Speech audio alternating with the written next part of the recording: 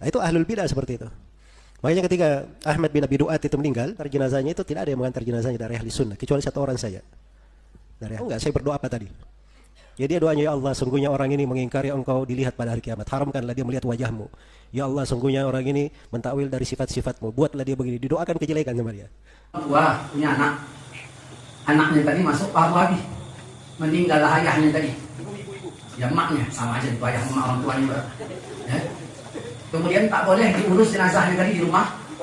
Ditolaknya sendiri kan. Anak itu anak apa namanya? Anak setan, nama anak kurang ajar. Berarti dianggap emaknya kafir. Bidah seperti itu. Makanya ketika Ahmad bin Abi Duat itu meninggal, itu diteriaki sama anak-anak kecil. Jadi yang mengantar jenazahnya itu tidak ada yang mengantar jenazahnya dari ahli sunnah, kecuali satu orang saja dari ahli sunnah. Diteriaki sama anak-anak kecil. Ya, Mungkar dan Nakir, siksa dia sekeras-kerasnya. Anak-anak kecil yang teriakin. Jelas ya? Ini ahli sunnah yang satu ini, dia pergi ikut di jenazahnya. Begitu dia balik, dia tegur sama ahli sunnah yang lainnya. Kenapa kamu ikut di jenazah ahlul bidah? Katanya, oh sebentar, sabar dulu. Ini termasuk amalan soleh saya, kata dia. Tahu nggak saya berdoa apa tadi? Ya dia doanya, ya Allah, sungguhnya orang ini mengingkari engkau dilihat pada hari kiamat. Haramkanlah dia melihat wajahmu. Ya Allah, sungguhnya orang ini mentakwil dari sifat-sifatmu. Buatlah dia begini. Didoakan kejelekan sama dia.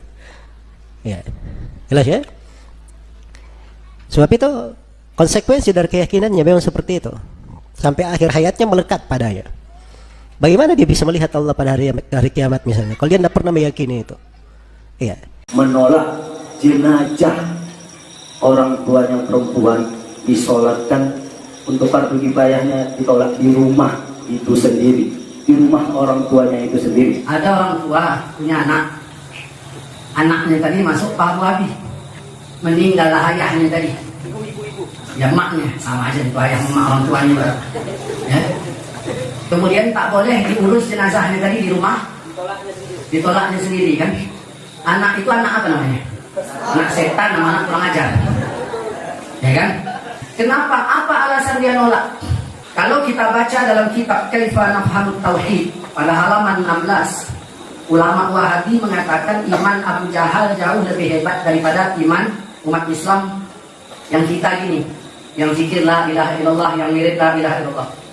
Berarti dianggap maknya kafir. Nabi udah bilang dari dulu akan ada satu golongan orang yang muda, yang putih giginya, ngomongnya Islam, pakaiannya Islam, tapi yang suka memerangi umat Islam. Imannya nggak lewat tenggorokannya, nggak lewat. Udah ada. Kalau Nabi bilang ada, masa orangnya nggak ada? Ada orangnya. Mana contohnya? Itu salah satunya. Udah ada. Nah pertanyaannya, betul nggak dia ini Islam yang sebenarnya? Enggak. Kenapa Ustaz bilang tak betul? Karena Al-Waqi'ah menjawab, li ashabil yamin, kami ciptakan untuk golongan kanan. Berarti ada golongan kiri. Yang mana yang golongan kanan? Yang mana? Sedangkan Islam berkelompok-kelompok sampai 73 kelompok. Kami ciptakan untuk golongan kanan. Yang mana golongan kanan? Sullatun minal awwalin wa sullatun minal akhirin. Golongan kanan itu mayoritas awal, mayoritas akhir. Sedangkan Wahabi di dunia tidaklah sebagai mayoritas. Berarti bukan kelompok kanan. Ketika dia bukan kelompok kanan, maka hukum dalam furu' pun akan kita temukan. Wahabi berkata, kami tidak bermazhab, kami langsung pada Quran dan hadis. Apa alasanmu tak bermazhab? Karena mazhab mecah belah, Hanafi, Maliki, Syafi'i, Hambali. Sekarang udah ada 4, kita mari bersatu dalam Quran dan hadis. Kau nggak bermazhab? Enggak.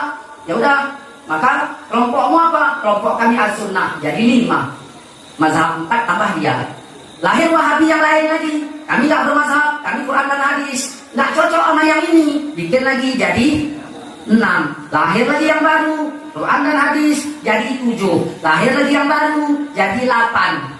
Quran surat Ar-Rum ayat 30 sampai 32 menjelaskan Fa'akin wajhaka lid-din, luruskan wajahmu kepada agama Allah, tetaplah kalian fitrah sebagaimana lahir kalian berfitrah, dengan cara kembali bertobat, mendirikan sholat, jangan musyrik. Ayat 31.